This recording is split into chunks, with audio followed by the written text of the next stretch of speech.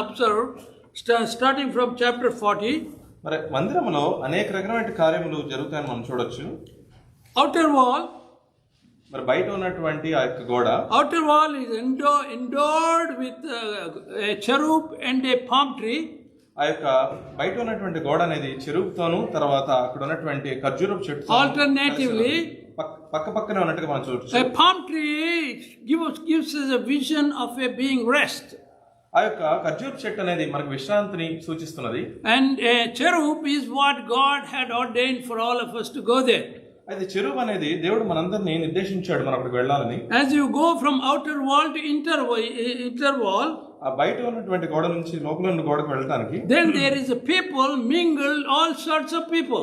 అయితే అక్కడైతే అందరు జనాలు అక్కడ ఉన్నట్టుగా మనం చూడొచ్చు. With different types of people, different types of faith, different activities, they're all there in between inner wall and outer wall. అయితే ఆ రెండు గోడలకు మధ్య ఉన్న జనాంగము అనేక రకాలైనటువంటి జనాంగం ఉన్నట్టుగా మనం చూడొచ్చు. Then people who are chosen by the Lord enter through the inner wall. మరి దేవుడు ఎవరైతే ఏర్పరచుకున్నాడో వాళ్ళైతే ఆ లోపల గోడగా లోపలికి వెళ్ళి మనం చూడొచ్చు. We have a great vision written by Paul in Romans chapter 11. రోమా రాసిన పత్రిక 11వ అధ్యాయం మనం చూసినట్లయితే verse 25, 26 in Telugu, 26 in English. తెలుగులో అయితే 25, రోమా 11:25 English. And so all Israel shall be saved. That is number 1. Israel అందరూ కూడా రక్షింపబడతారు, అది మొదటిది. రక్షింపబడిన వారందరూ ఇశ్రాయేలుకు చెంది ఉంటారు. రక్షింపబడిన వారందరూ కూడా ఇజ్రాయెల్కి చెంది ఉంటారు.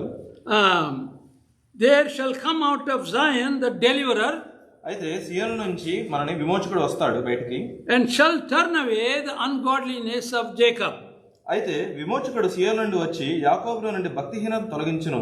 Verse 25 if you read, 25 మీరు చూసినట్లయితే, for I would not, brethren, that you should be ignorant of this mystery, lest ye should be wise in your own conceits. The blindness in part is happened in Israel until the fullness of the Gentiles be come in. సహోదరులారా, మీ దృష్టికి మీరే బుద్ధిమంతులు అని అనుకుంటున్నట్లు ఈ మర్మం మీరు తెలుసుకుని కోరుచున్నారు. అదేమనగా అన్యజనుల ప్రవేశము సంపూర్ణమగు వరకు ఇజ్రాయేలును కఠిన మనస్సు కొంతమట్టు కలిగెను. That is where the inner wall and outer wall people come into picture. మరి అక్కడే మనకి బయట ఉన్నటువంటి ఆ గోడకి మరి లోపల ఉన్న గోడకి మధ్యలో ఉన్న జనం అక్కడ ఉన్నట్టుగా మనం చూడొచ్చు. Those are Gentiles which we did not know the Lord for many centuries. మరి అక్కడ ఉన్నటువంటి కూడా అన్యులుగా చూడొచ్చు. మనందరం కూడా అదే జనంగా ఉన్నాము. ఎన్నో సంవత్సరాలుగా మనం దేవుని తెలుసుకోలేదు. But Lord out of mercy had sent his people to teach us what you are. అయితే దేవుడు తన కరుణ చొప్పున తన యొక్క జనాంగాన్ని మన దగ్గర పంపించున్నాడు. మన దేవుడు ఎవరిని తెలుసుకోవాలనే విషయాన్ని. In 1700 William Carey published the Bible in different languages. 17వ శతాబ్దంలో విలియం కేరీ బైబిల్ని అనేక భాషల్లో ప్రచురించడం మనం చూడొచ్చు. India has predominantly been a country with different languages which are not connected to each other. మరి భారతదేశంలో అయితే అనేక రకాల భాషలు ఉన్నవి, ఒకదానితో ఒకటి పొంతం లేకుండా ఉన్నవి. So of which a language which is very dear to us, our mother tongue, has been published during that time. అయితే మనకి ఎంతో దగ్గరగా ఉన్నటువంటి మన మాతృభాషలో బైబిల్ ప్రచురణ జరిగింది. So when we read the word of God, మన వాక్యాన్ని చదివినప్పుడు, not because of the traditional church going, but our own selves we meditated. అయితే ఏదో సంఘానికి వెళ్ళినట్టు కాదు, కానీ మనం చదివినప్పుడు మనమే తెలుసుకున్నాం కనుక the Lord talked to us. దేవుడు మనతో మాట్లాడుతున్నాడు. All of us who are here అయితే ఇక్కడ ఉన్నటువంటి అందరూ కూడా are here for a purpose. The Lord has talked to us one day or the other. మనందరికీ కూడా దేవుని దృష్టిలో ఒక గొప్ప ప్రణాళిక ఉన్నది. ప్రతి ఒక్కరికి కూడా దేవుడు మనతో మాట్లాడుతున్నాడు. That's what Paul wrote to Romans. అదే పౌలు మరి రోమీయులకు రాసిన పత్రికలో పేర్కొన్నాడు. When the fullness of Gentiles come in and you connect yourself with Jewish people, మరి ఆ యొక్క మీరందరూ కూడా అన్యులందరూ కలిసి ఆ యొక్క యూదా యొక్క జనాంగంతో కలిసినప్పుడు, then we all enter into the inner wall. మనందరం కూడా లోపల గోడగా మరి లోపలికి ప్రవేశిస్తాము. Then we saw the order, how the inner wall, the holy temple looks like. అయితే లోపల ఉన్నటువంటి ఆ యొక్క పరిశుద్ధ మందిరం ఏ విధంగా ఉన్న విషయాన్ని మనం గమనిస్తాము. There is a throne for the Lord. దేవుని సింహాసనం ఉన్నది అక్కడ. Then in the front of him there are 2 tables for priests. అయితే అక్కడ ఆయన ముందర ఉన్నటువంటి ఆ సింహాసనం ముందర 2 బల్లలు ఉన్నవి. There should have been 2 tables for sacrifice. అయితే అక్కడైతే బలి అర్పించడానికి 2 బల్లలు ఉండవలసి ఉన్నది, కానీ but because Christ came and sacrificed himself, అయితే క్రీస్తు వచ్చి మన కొరకు ఆయన ప్రాణం అర్పించాడు కనుక they are not represented there. మరి ఆ రెండు బలలు అక్కడ ఉంచబడలేదు. Then there are princes there. రాజకుమారులు, అక్కడ రాజకుమారులు ఉన్నారు. They are there to perform whatever God intends for them to do. మరి వాళ్ళైతే అక్కడ దేవుడు వాళ్ళకి ఏవైతే పనులు అప్పగించాడో అవి చేయడానికి వాళ్ళు అక్కడ ఉన్నారు. That's what we see in Ezekiel chapter 44. మరి హెజ్కేలు 44వ అధ్యాయంలో మనం చూడబోతున్నాము. For it is the prince he shall sit in the and eat bread before the Lord. He shall enter by the way of the porch of that gate and shall go by the way of the same. తూర్పు తట్టు చూచు పరిశుద్ధ స్థలం యొక్క బయట గుమ్మపు మార్గమున అతడు నన్ను తోడుకొని రాగా ఆ గుమ్మము మూయబడి ఉండెను. అంతటి యెహోవా నాతో ఈ మాట సెలవిచ్చును. So there is a east gate. అయితే అక్కడ తూర్పు తట్టున ఒక ద్వారం ఉన్నది. Then there is a north gate. ఉత్తర దిక్కున ఒక ద్వారం ఉన్నది. So he brought me by the way of the north gate before the house, and I looked, and behold, the glory of the Lord filled the house of the Lord, and I fell upon my face. అయితే Israel దేవుడైన యెహోవా ఈ గుమ్మం ద్వారా ప్రవేశించిన కనుక ఏ మానవుడును దాని ద్వారా ప్రవేశింపకుండానట్లు ఎన్నడూ తీయబడకుండా అది మూయబడి ఉండెను. Neither shall they have shaved their heads and suffer their locks to grow long, they shall only poll their heads. Which verse? Okay, verse level. Just read it. 44:8.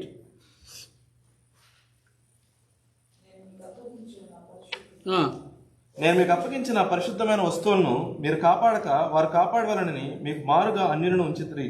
So what we see is there is an order of enter. అయితే మనం ఇక్కడ చూసినట్లయితే అక్కడ పద్ధతి ఉన్నది లోపలికి రావడానికి. There is an order of performance. మరి అక్కడ ఉన్న పనులు జరగడానికి ఒక మార్గం ఉన్నది. As the times gone by, మరి సమయము this order has been totally forgotten. మరి కాలాలు గడిచే కొద్ది కూడా అక్కడ వాళ్ళు మరి ఉంచిన క్రమం అనేది పోయినట్టు మనం చూస్తున్నాం. So as we gather today, మనం ఇక్కడ కూడుకున్నాం కనుక we don't follow all these rituals or rules whatever the Ezekiel book had been teaching us. Ezekiel పుస్తకంలో ఉన్నటువంటి ఆ విషయాలను కూడా మనం ఏం పాటించట్లేదు. Remember, Ezekiel book is a vision for Ezekiel to show how the temple looked like. అయితే మీరు గుర్తుంచుకోండి, ఎజెకియల్ పుస్తకం అనేది కూడా ఎజెకియల్కి మందిరం ఏ విధంగా ఉండవలసి ఉన్నది అనే విషయాన్ని సూచిస్తున్నది. If you want to see really how a fellowship must look like, మీరు నిజంగా అయితే సంఘము ఏ విధంగా ఉండాలని మీరు ఆలోచిస్తున్నట్లయితే in Leviticus it says very clearly, లేవియా కాండంలో చాలా మనకు స్పష్టంగా దాని గురించి ఉంచబడి ఉంది. there is a lampstand, దీపస్తంభం, అక్కడ ఒక దీపస్తంభం ఉన్నది. and on the right side there are shewbreads. ఆ బయట అయితే సన్నిధి రొట్టెలు ఉన్నవి. And behind it is a incense table. ఆ బయట అయితే వెనక అయితే ధూపం ఉన్నది. Then behind that is a veil.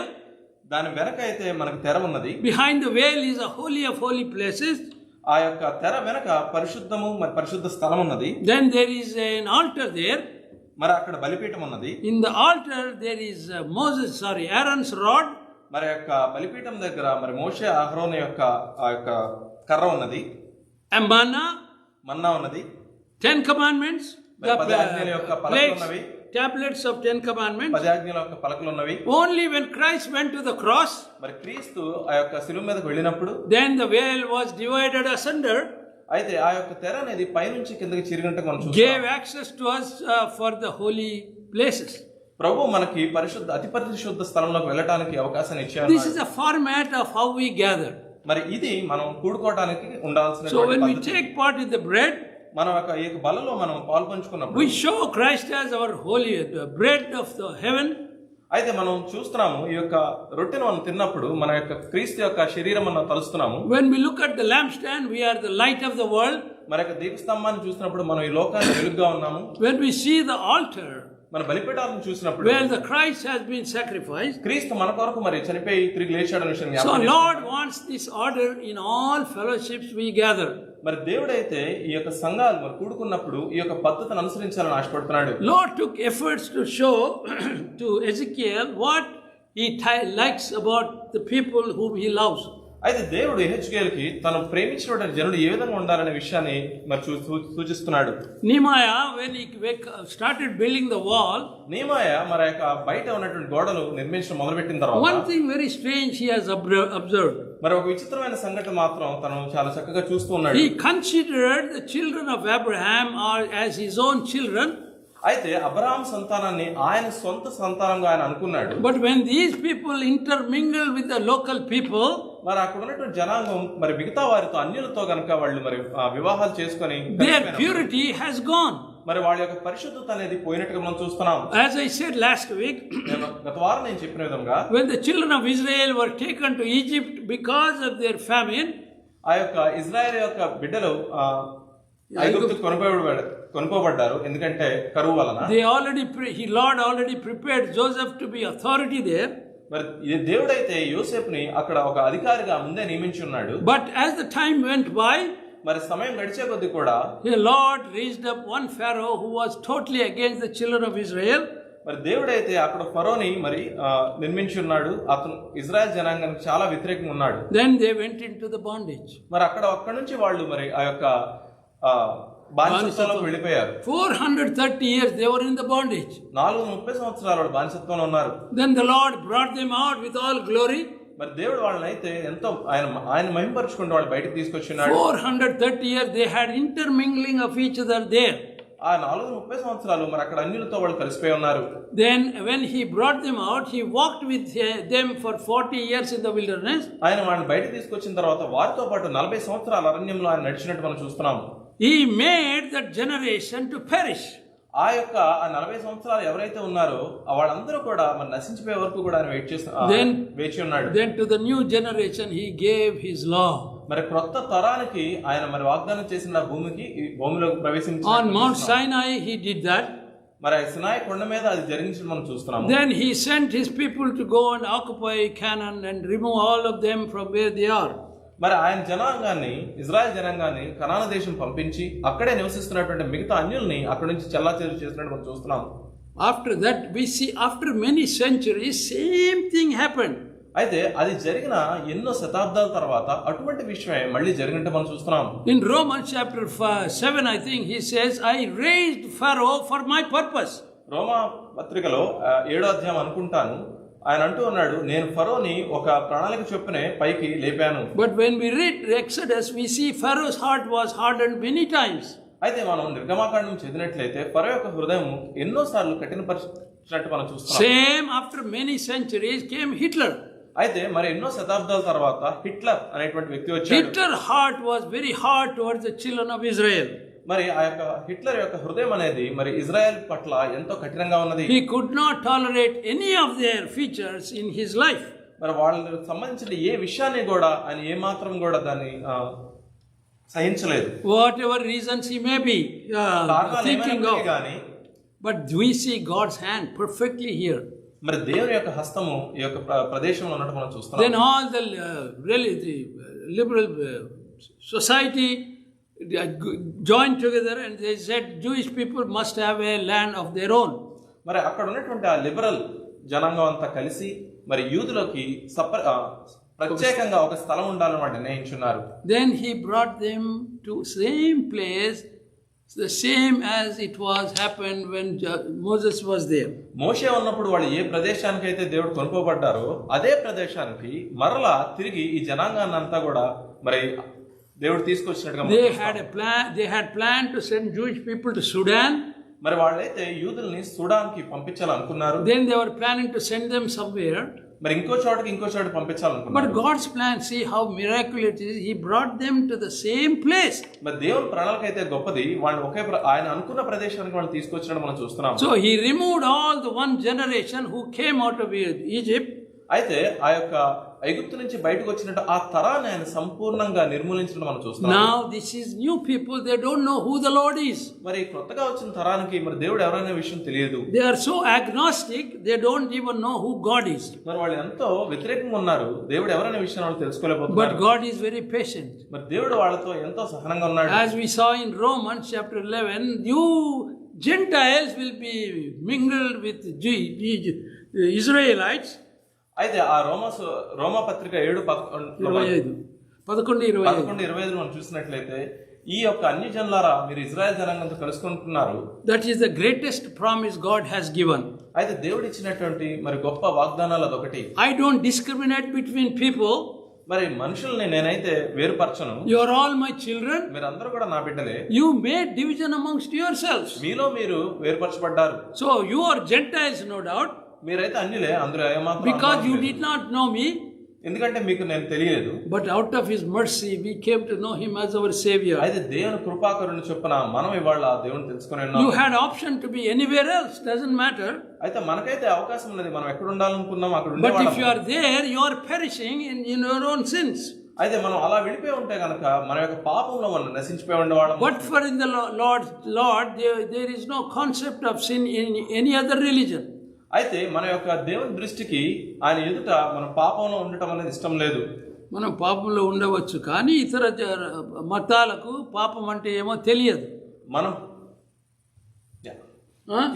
So when you don't know sin, you don't know what are the consequences. మీకు పాపం తెలియనప్పుడు ఆ పాపం వల్ల వచ్చే ఫలితం కూడా మీకు తెలియదు. But for us in Romans 3:23 it says all have sinned that come short of the glory of God. అయితే మనకైతే ఈ విషయం తెలుసు, మనందరం పాపం చేసి దేవుడిని గురించి మహిమ పొందలేకపోయాం. But we did not know that till we read the word of God. అయితే మన వాక్యం చదివే వరకు కూడా మనకు కూడా ఈ విషయం తెలియదు. We were totally ignorant of our life. మనం దేవునికి మన యొక్క జీవితం గురించి సంపూర్ణంగా అవివేకులమై ఉన్నాము. But once you had opportunity to read the word, మరి ఎప్పుడైతే మనం వాక్యం చదవడానికి మనకు అవకాశం దొరికిందో, then you should realize what is going on in our life. అప్పుడైతే మనం తెలుసుకున్నాము మన జీవితంలో ఏం జరుగుతుంది అని. Conceived in sin, అయితే పాపంలో పుట్టాము, brought out in sin, పాపంలో పెరిగాము, growing up in sin, పాపంలో వృద్ధి చెందాము. we have to face the punishment. మరి ఖచ్చితంగా ఆ పాపం యొక్క మరి జీతాన్ని, when you know the cognizance of sin, మరి యొక్క పాపం యొక్క ఫలితం మీకు తెలిసినప్పుడు you should understand the consequence of sin. ఆ యొక్క పాపం నుంచి వచ్చేటువంటి జీతం కూడా మనం తెలుసుకోవాలి. That is death. That is in అది మరణం. రోమా 6:23. 6:23. రోమా 6:23. పాపం యొక్క జీతం మరణం. So when you sin, you are to die.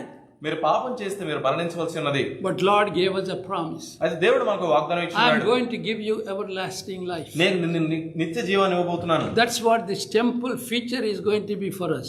ఆ యొక్క మందిరం యొక్క మరి ఆ యొక్క ఉన్నటువంటి పద్ధతి దాని సూచిస్తుంది. Lord systematically taught us what is his place where he is going to occupy. మరి దేవుడు ఎంతో పద్ధతిగా ఆయన ప్రణాళికలు చెప్పిన ఆ యొక్క మందిరంలో ఆ యొక్క సింహాసనం ఏ ప్రదేశంలో ఉన్నది, ఆయన ఎక్కడ ఆసీనుడై ఉండబోతున్నాడు అనే విషయాన్ని మనకు చక్కగా చెప్పి ఉన్నాడు. Last week I showed you the map how the temple is aligned. అయితే గత వారం మనం ఆ మ్యాప్ ను మనం చూసాము, ఆ మందిరం ఏ విధంగా దాన్ని దేవుడు ప్రణాళిక సిద్ధం చేశాడని. There is a north gate.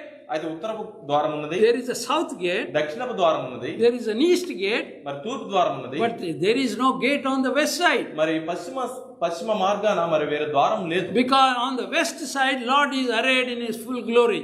మరి ఎందుకంటే ఆ పశ్చిమ ద్వారం ఉండవలసిన ప్రదేశం దేవుడు సంపూర్ణ మహిమతో అక్కడికి రాబోతున్నాడు. And if you look at the east gate, మరి తూర్పు యొక్క ద్వారం మీరు చూసినట్లయితే Lord said when the east gate is opened there is going to be calamity. ఆ యొక్క తూర్పు ద్వారం తెరిచినప్పుడు మరి గొప్ప ప్రమాదం రాబోతున్నది. Because when you open the east gate, what you see, అయితే ఆ తూర్పు ద్వారం మీరు తెరిచినప్పుడు మీరు ఏం చూస్తారంటే all heathens there arrayed to miles together. అక్కడ ఉన్న అన్యులందరూ కూడా నశించిపోతారు. అక్కడ ఉన్నారు, ఎన్నో మైల్స్ వరకు వాళ్ళు అక్కడ ఉన్నారు. ఎన్నో చెప్పు, ఎంతో దూరం వరకు కూడా అన్యులు ఉన్నట్టుగా చూడొచ్చు. మొదటిగా first of all we see Lebanon. మొదటిగా అక్కడ లెబనాన్ దేశాన్ని మనం It was once upon a time the glory of the world.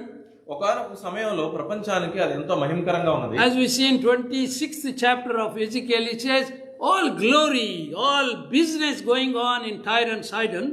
అయితే ఎహెజ్కేలు 26వ అధ్యాయం మనం చూసినట్లయితే ఆ యొక్క గొప్ప మహిమ, చాలా వ్యాపారం అనేది ఆ టైర్ సైడన్ అనే ప్రాంతంలో జరుగుతుందని. But in 2025 we saw that getting destroyed in totality. అయితే 2025లో ఆ యొక్క ప్రాంతం సంపూర్ణంగా నశించిపోతున్నట్టు మనం చూస్తున్నాం. Then to the more east side is Syria. మరింత తూర్పులో సిరియా అనే దేశం ఉన్నది. Then in 2025 it has been completely removed and that dictator ran away from there.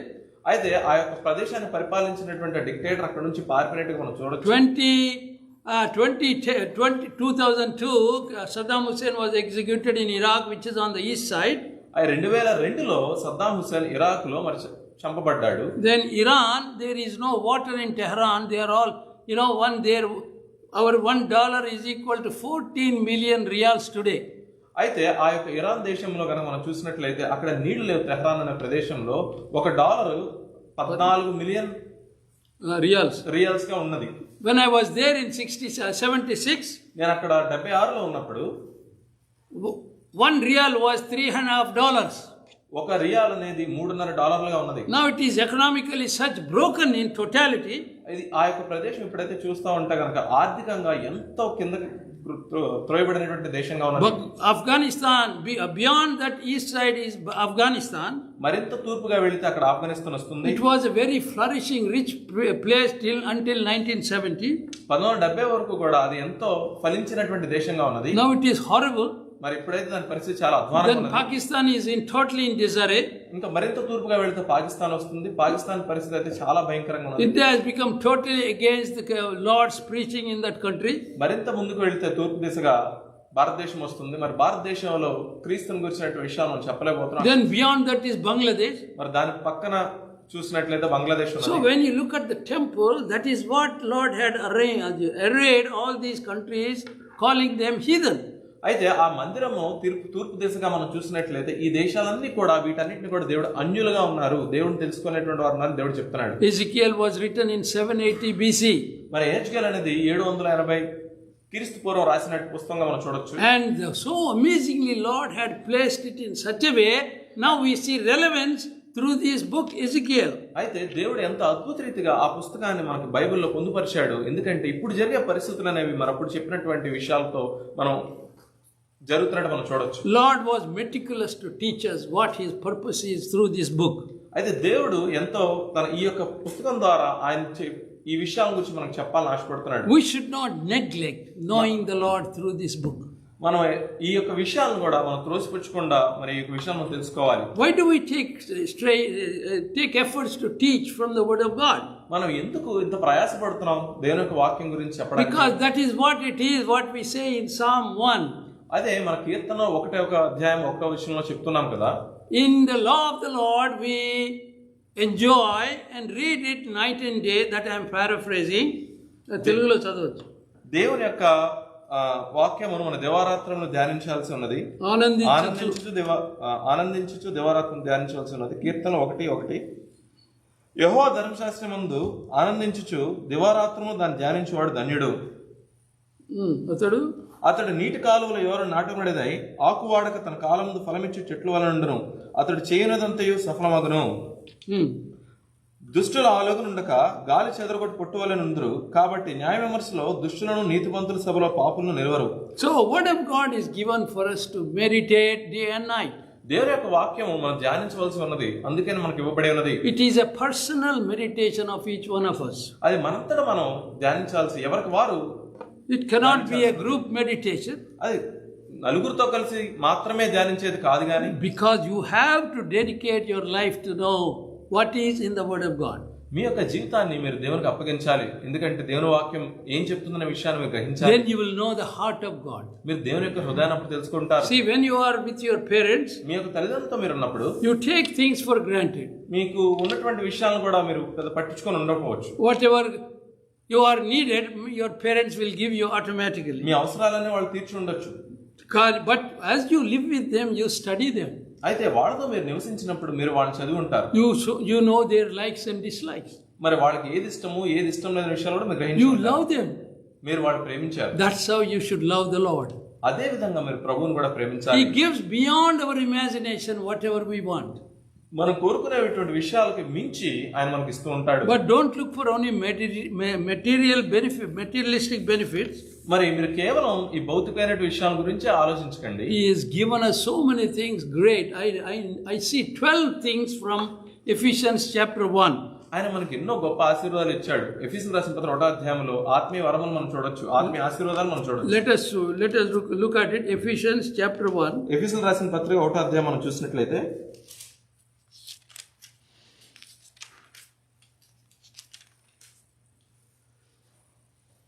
Verse 4, according to, as he hath chosen us in him before the foundation of the world. 4వ వచనం చూద్దాం. ఎట్లనగా తన ప్రియునియందు తన ఉచితంగా మన అనుగ్రహించిన తన మహిమకు కీర్తి కలుగునట్లు తన చిత్త ప్రకారమైన దయాసంకల్పం చొప్పున యేసుక్రీస్తు ద్వారా తన కుమారులుగాను స్వీకరించుటకై మనం ముందుగా తన కోసం నిర్ణయించుకొని మనం తన ఎదుట పరిశుద్ధము నిర్దోషమై ఉండవలనని జగత్తు పునాది వేయబడక మునిపే ప్రేమ చేత ఆయన క్రీస్తులో మనల్ని ఏర్పరచుకొనెను. You are not here by chance. మీరేదో ఇక్కడికి యాదృచ్ఛికంగా లేరు.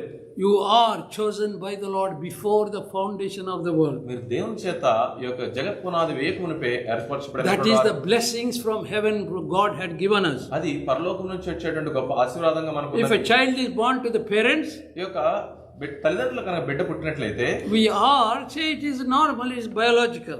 అది సహజంగా జరుగుతుందే కదా అని మనం అనుకోవచ్చు. But we are, if you are adopted into a family, అయితే మీరు కనుక మరి ఈ యొక్క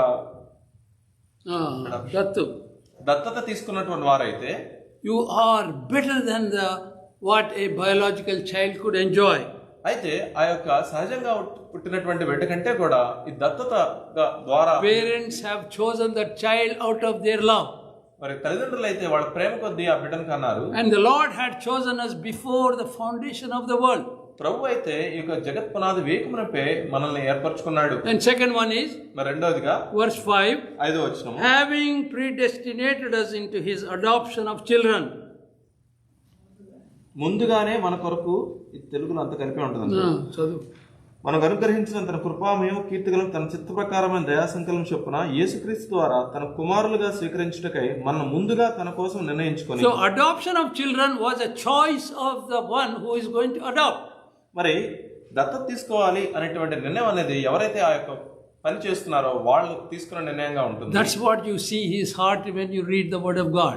అదే మీరు దేవుని యొక్క హృదయాన్ని ఈ యొక్క వాక్యం చదివినప్పుడు మీరు తెలుసుకుంటారు. You are not here out of nowhere, but it is not by chance but by the plan of God. ఏదో మీరు ఇక్కడ యాదృచ్ఛికంగా లేరు గాని దేవుని యొక్క ప్రణాళికలో మీరు ఉన్నారు కనుక మీరందరూ ఇక్కడ ఉన్నారు.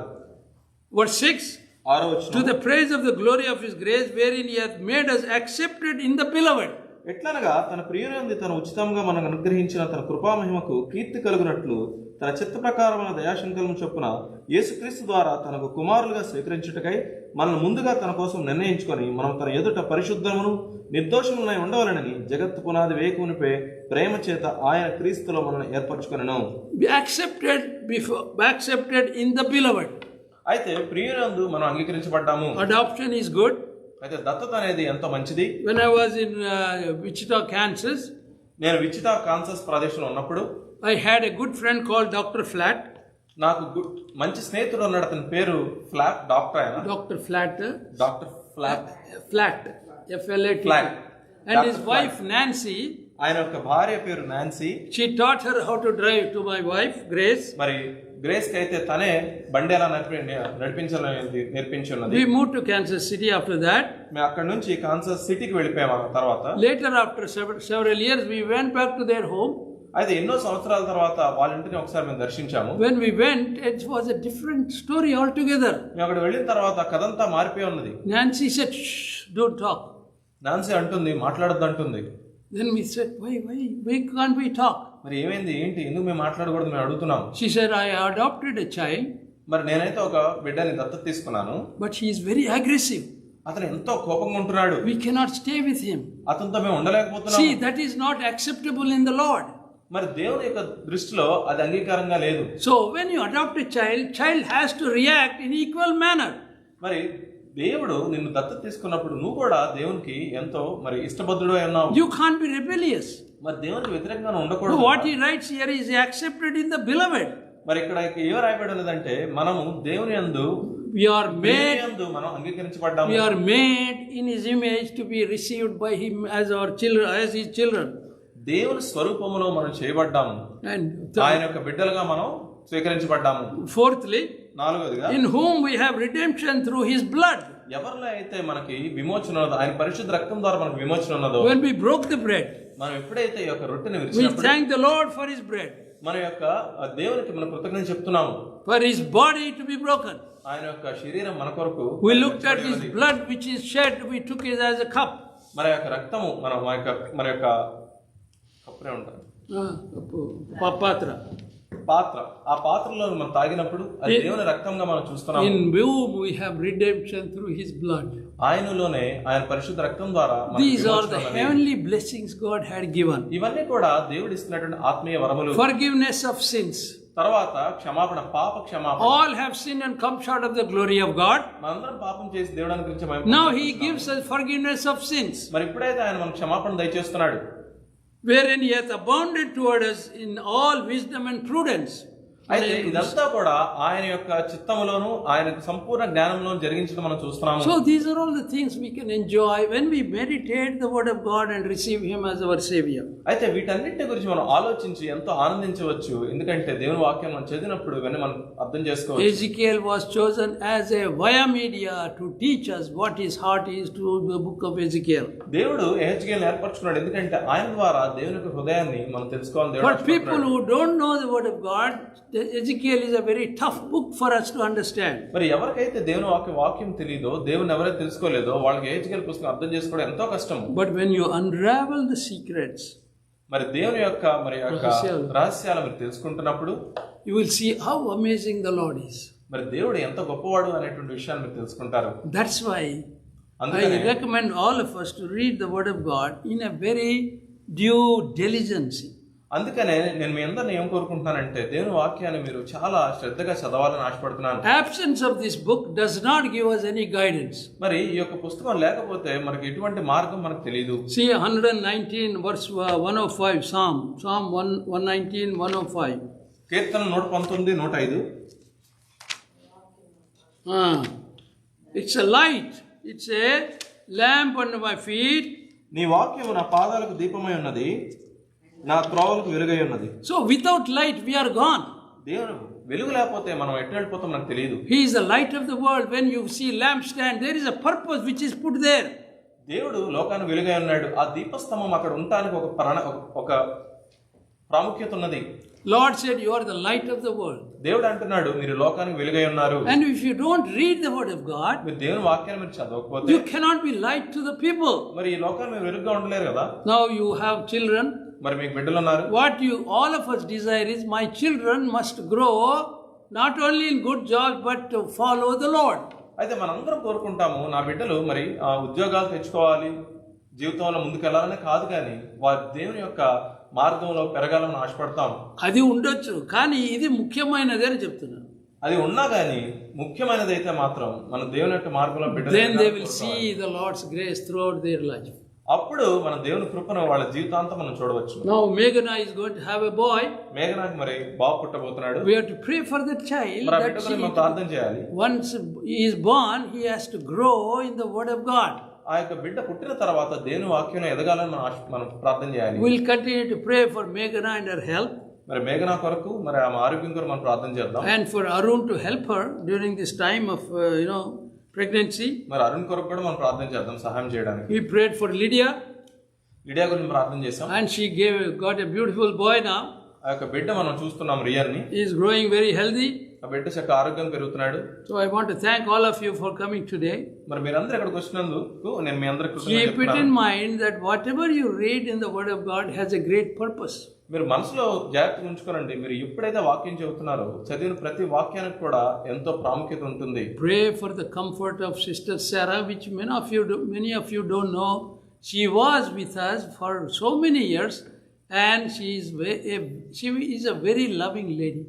అయితే మీరందరూ కూడా సహోదరి అయిన శారా గురించి ప్రార్థన చేయండి. మీకు చాలా మందికి ఆవిడ తెలియకపోవచ్చు. ఆవిడ మనతో ఎన్నో సంవత్సరాల నుంచి ఇక్కడ ఉన్నది. Brahma, she lost 2 weeks ago her husband. తన యొక్క మరి భర్తను బ్రహ్మను 2 వారాల క్రితం ఆవిడ కోల్పోయి ఉన్నది. They both come from Fiji. మరి ఫిజీ నుంచి వాళ్ళు వచ్చి ఉండేవాళ్ళు. Of Indian origin. మరి భారతది సంతతి అయిన వాళ్ళు. Very loving couple. మరి ఎంతో ప్రేమ కలిగినటువంటి మరి దంపతులు వాళ్ళు. Keep her in your prayers. ఆవిడ మరి యొక్క ప్రార్థనను మరి జ్ఞాపకం చేసుకోండి. Pray for Noe, Jamie and little Phoenix. మరి నోయి కొరకు, జేమీ కొరకు, ఫీనిక్స్ కొరకు మీరు ప్రార్థన చేయండి. If there is any other need, you may let us know. We'll pray. మీకు ఇంకేమైనా ప్రార్థన అవసరం ఉంటే మాకు చెప్పండి. So what you understand from Ezekiel is Lord had talked with Ezekiel for a purpose to teach all of us a lesson. అయితే ఈ యొక్క హెచ్కేల్ గ్రంథాన్ని మనం చూసినట్లయితే దేవుడు హెచ్కేల్ ద్వారా ఎన్నో విషయాలను మనతో మాట్లాడాలని ఆశపడుతున్నాడు. Amazingly, what if you read and see what is happening in the world, circumstances are exactly mentioned how he intends us to know what he was going to do. మీరు జాగ్రత్తగా పరిశీలన చేస్తూ ఉంటే ఈ రోజు జరుగుతున్నటువంటి ఎన్నో పరిస్థితుల్ని మరి హెచ్కేల్ గ్రంథంలో దేవుడు ముందుగానే పొందుపరిచినట్లు అవి మనం తెలుసుకోవాలని ఆశపడుతున్నట్లు ఆయన మనకు సూచిస్తున్నాడు. May God bless this word. దేవుడి వాక్యాన్ని దీవించడం గాక. Let's pray. ప్రార్థన చేసుకుందాం. Loving and heavenly Father, wonder working God, we want to thank you, praise your name for this word. Oh Lord, where you had made an order, a system, how a temple must look like, what sort of outer wall, inner wall, and interior. You're arrayed where you are arrayed on your throne. Oh Lord, what a merciful God, you showed your purpose for all of us. As we connect it to the modern day, present day world is so relevant. Oh Lord, be with us and guide us. We pray for each one who came today. Oh Lord, we pray for Sandy, pray for Noe, pray for Meghana. Oh Lord, touch her pregnancy. And also Jyoti, Lydia, Sunita, Sandeep, we pray for his job. Oh Lord, open doors for him that it may be flooded. Oh Lord, guide him. Be with all of us. Oh Lord, teach us your word in all senses. Be with grace for her. New day, new year is starting. Oh Lord, be with her. Give her good health in the days to come. We ask all these things in the name of our Lord and Savior, Jesus Christ. Amen. Amen. Now love of the Father, grace of the Lord Jesus Christ, and the fellowship of the Holy Spirit be with us all now and forever. Amen. Amen.